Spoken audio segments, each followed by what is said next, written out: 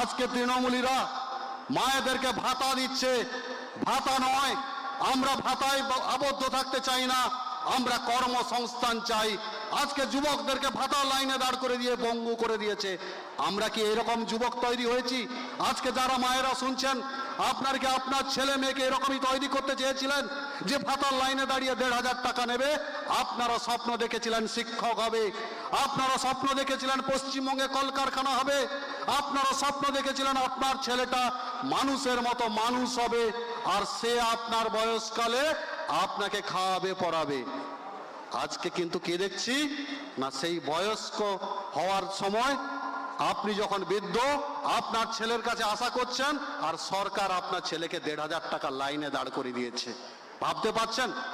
আজকে 1,500 টাকা লাইনে দাঁড় করে দিয়েছে। আমরা আজকে যুবকদের লাইনে দাঁড় করাবো না। আজকে কেন্দ্রীয় সরকার ঘোষণা করেছে যুবকরা তাদের শিক্ষাগত যোগ্যতা অনুযায়ী যখন চাকরির পরীক্ষায় বসবে, প্রত্যেক বছর তাদেরকে টাকা দেওয়া হবে। ইশতেহারে ঘোষণা করা হয়েছে। তাদেরকে মানুষের মতো মানুষ করতে চাওয়াচ্ছে। আজকে সবচেয়ে অবাক কথা, আমাদের যিনি প্রার্থী তিনি জিতছেন, কেউ আটকাতে পারবে না, তিনি জিতছেন। প্রথম কাজ হবে জল নিকাশি, প্রথম কাজ হবে জল নিকাশি। কারণ আমরা কৃষি নির্ভর রাজ্যে বাস করি, কৃষি প্রধান আমাদের এই বিধানসভা। এই বিধানসভায় প্রথম কাজ জল নিকাশি। দ্বিতীয় কাজ, এই রাজ্য, এই ব্লকে, এই বিধানসভায় কোনো মহিলা কলেজ নেই। আমাদের প্রার্থী জেতার পরে ফার্স্ট কাজ হবে মহিলা কলেজ, যাতে মহিলাদের সুরক্ষিত করার জন্য, মহিলাদের শিক্ষিত করার জন্য, মায়েদের জন্য, মহিলাদের জন্য কলেজ হবে। দ্বিতীয় কাজ কি হবে না, এই চণ্ডীপুরকে পৌরসভা বানানো হবে।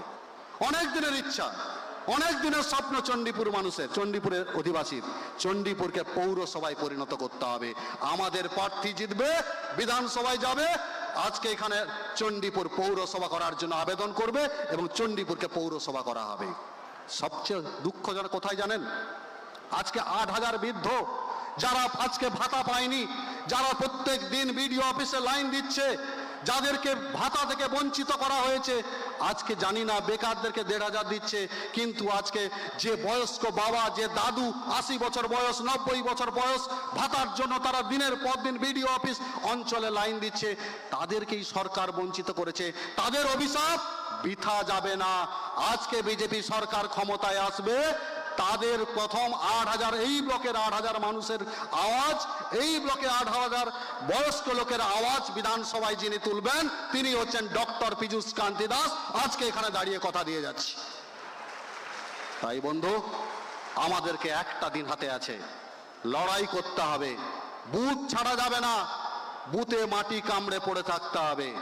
একটা সম্প্রদায়ের মানুষ যদি 100টা ভোটারের 100টা যদি তারা দিতে পারে, আমরা কেন হিন্দুরা ঐক্যবদ্ধ নয়?